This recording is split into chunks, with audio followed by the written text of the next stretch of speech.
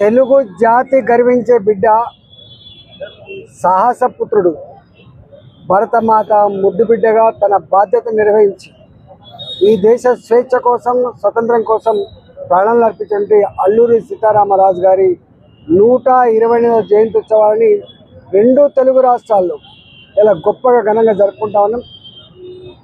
అల్లూరి సీతారామరాజు యొక్క చరిత్రని మరణం చేసుకున్నటువంటి మోడీ గారు చెల్లించిపోయి ఆ త్యాగమూర్తి యొక్క విగ్రహాన్ని మా రాజుల అడ్డ భీమవరంలో ఆ స్తూపాన్ని ఆవిష్కరించి ఆ స్తూపం తెలుగు జాతి రాబోయే కాలంలో ఆయన యొక్క త్యాగాలని మననం చేసుకునే భాగ్యం ఉండాలని, రాబోయే తరాలు వారిని గుండెల్లో పెట్టుకోవాలనేటువంటి సంకల్పాన్ని సందేశాలు ఇవ్వడం జరిగింది.